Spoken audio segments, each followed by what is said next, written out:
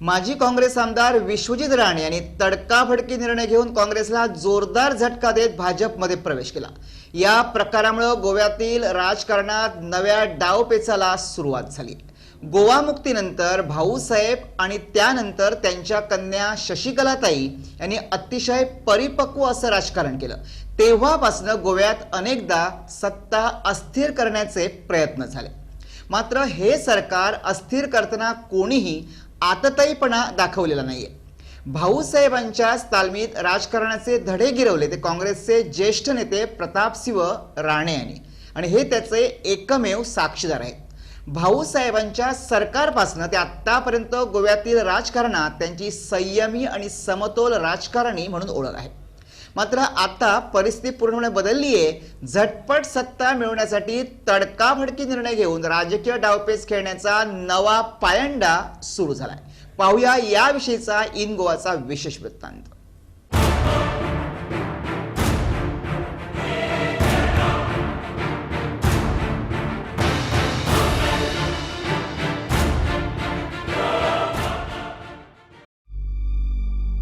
प्रतापसिंह राणे गोवा विधानसभेचे एक संयमी आणि समतोल असे राजकारणी, गोव्याचे परिपक्व राजकारणी म्हणून त्यांनी आपला वेगळा ठसा उमटवलाय। राणे यांनी 1980 पासून 6 वेळा गोव्याचं मुख्यमंत्रीपद भूषवलं। त्यानंतर गोवा विधानसभेचे सभापतीपदही त्यांनी भूषवलं। काँग्रेस सत्तेत असताना सभापतीपदी राणे यांनी काँग्रेसला कधीही झुकतं माप दिलं नाही, ना कधी विरोधी पक्षाला दडपण्याचा प्रयत्न केला। अतिशय संयमी राजकारणी म्हणून त्यांनी नावलौकिक मिळवला। कुठचाही निर्णय तडकाफडकी घेतला नाही। अतिशय उत्तम राजकारणाचा त्यांनी आदर्श ठेवला। काँग्रेसची निष्ठा बाळगून त्यांनी सर्व पदांना व्यवस्थित न्याय दिला। मात्र त्यांच्याच मुशीत राजकारणाचे धडे घेतलेल्या विश्वजित राणे यांनी मात्र आता एका वेगळ्या राजकीय पर्वाला सुरुवात केली आहे। असं म्हणतात, बाप से बेटा सवाई। विश्वजित यांनी त्यांचे वडील तथा काँग्रेसचे निष्ठावंत ज्येष्ठ नेते आमदार प्रतापसिंह राणे यांना देखील राजकीय डावपेचात मागे टाकल्याची चर्चा सुरू झाली आहे। प्रतापसिंह राणे काँग्रेसच्या विचारधारेशी अतिशय निष्ठावंत असले तरी त्यांचे पुत्र विश्वजित यांचं काँग्रेसशी कधीही जुळलं नाही। राजकारणात उतरल्यापासूनच काँग्रेसच्या विरोधात त्यांनी आक्रमक भूमिका घेतली होती। म्हणूनच त्यांच्या पहिल्या निवडणुकीत काँग्रेसनं त्यांना तिकीट देण्याचं नाकारलं। त्यामुळे विश्वजित यांनी 70 युवा मोर्चापासून राजकीय कारकीर्द सुरू केली आणि अपक्ष म्हणून निवडणूक लढवली। नेहमीच काँग्रेस आणि त्यांच्यात मतभेद राहिला। यावेळेस मात्र त्यांनी अतिशय टोकाची भूमिका घेतली। या विधानसभा निवडणुकीत सत्तेसाठी अनेक तडजोडी पाहायला मिळाल्या।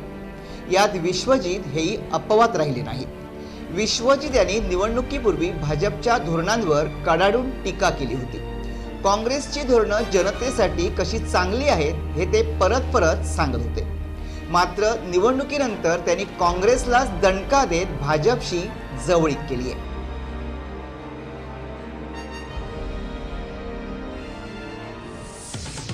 विश्वजित यांच्या राजकारणामुळे वाळपईतील मतदार मात्र चांगलेच नाराज बनलेत।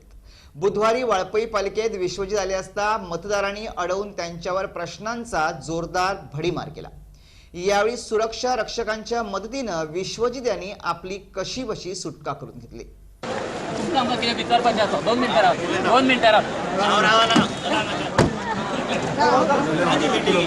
तुमची मीटिंग कशी आम्ही तुमचा वोट केला ना, कसे नका तुमका आमचे वोट नका, आमचे वोट नका तुमका नाही, कसे म्हणता तुम्ही तर भितर पंचायत 2 मिनिटं तुमची मीटिंग कशी आम्ही तुमचा वोट केला ना, कसे नका तुमका आमचे वोट नका, आमचे वोट नका तुमका नाही, कसे म्हणता तुम्ही तर आपण जर एकंदर भारताच्या निवडणुकांकडे जर लक्ष घातलं तर प्रत्येक लोकप्रतिनिधीचं सर्वसाधारण एजेंडा हा असाच असतो जो अल्पसंख्याकांचं लांगुल चालन करतो, कारण त्याला एक गठ्ठा तिथे मतं मिळतात। आणि मला वाटतं आत्तासुद्धा तोच प्रकार ते करत आहेत। आणि आमच्या जागृत आमचे जे 70चे मतदार आहेत त्यांना ते एक प्रकारे भुलवत आहेत आणि एक प्रकारे त्यांची अक्षरशः फसवणूक करत आहेत। आज ज्याप्रमाणे ते आमच्याशी वागले तर यावरून आम्हाला असं वाटत नाही की ते आमचं म्हणणंसुद्धा ऐकून घेऊ शकतील. अशा प्रकारची ही परिस्थिती उद्भवल्यामुळे आम्हालासुद्धा एक 70चा जागृत नागरिक आणि जागृत मतदार म्हणून कुणाला मत घालायचं आणि कुणाला नाही याच्याबद्दल आम्हाला आता विचार करण्याची वेळ आलेली आहे. सांगपाचें गेल्यार कशें आसा, आमचे 2-3 पार्टीचे लोक आयिल्ले. एग्जाम्पल शिवसेना पयलीं आयिल्ली, मागीर भितरल्यान जे ह्या आतां सरकारान सुद्दां थोडे लोक आसा ते आमचे कडेन आयिल्ले की ह्या लोकांनी कोणी तरी आपलो विश्वासघात केला त्या कारणान आमी तुमकां तेंको दिवं काय म्हणून. पूण आमी म्हटलें कितें, आमचो एक हांगासरलो आमदार आसा जो आमकां सदांच पावता ताका पयलीं आमी विचारतले म्हणून. कित्याक आमकां अशें दिसलें की तो खंबीरपणे आमच्या वांगडाच रावतलो म्हणून. बरोबर. जरा तो आमच्या वांगडा आसलो तो दुबावूच नासलो आमकां. पूण जें आयज वातावरण जें दितलें तेन्ना आमकां उलोवचें पडलें की आयज आयिल्ले आमचे कडेन ते तेंच्यांनी सांगलां की पळया जो मनीस तर जो शिवाजीची अपमान करता, ती मुर्ती बसोवंक सोदिना, ताका धोडो शिकयतलो जाल्यार आमी सगळे जाण एक जावया आनी त्या मनशाक कितें तरी करून दाखोवया अशें म्हणून सांगलां तांकां. आनी ते आमकां तो विचार करचो पडटलो आतां. एका बाजूनं राणे यांच्या भूमिकेला मतदारांकडनं विरोध होत असताना त्यांच्या समर्थकांनी मात्र त्यांच्या भूमिकेचं जोरदार समर्थन केलं. रेश्मा मटकर आज विश्वाजीत बीजेपीन हे जाता तुमचे कितें आमचे काय मतदान आमचें बरें जालें. कित्याक सांग पळया, खूब फावटी गेलीं 5 वर्सां बाबा अपक्ष रावन कांय कामां जालीं ना. आतां तो बीजेपीन वचून आमची कामां जातलीं म्हणून आमी सगळीं तेच्या बरोबर आसा. तुमचो फूल सपोर्ट आसा? आमचो फूल सपोर्ट हय. उसगांव एरियाचो आमचो सगळो फूल सपोर्ट सगळ्यांचो आसा. तुमचे कडेन मिटींग कितें घेतलेली तेन्ना केन्ना तुमकां सांगपाक बीजेपीक जॉयन जाता? ना तशी सांगलेलें आमकां तेणे पयलीं. राजीनामा दिल्यापासून विश्वजित भाजपमध्ये येणार आणि त्यांना मंत्रिपद मिळणार अशी जोरदार चर्चा सुरू होती. या चर्चेला मात्र गुरुवारी पूर्णविराम मिळाला. विश्वजित यांनी 100 कार्यकर्त्यांसह भाजपमध्ये रितसर प्रवेश केलाय. आता ते पुन्हा भाजपच्या तिकिटावर पोटनिवडणूक लढवणार आहेत. मात्र वाळपईसारख्या मतदारसंघातील अल्पसंख्याक त्यांना मत देणार का? विश्वजित मोठ्या मताधिक्यानं निवडून येतील का?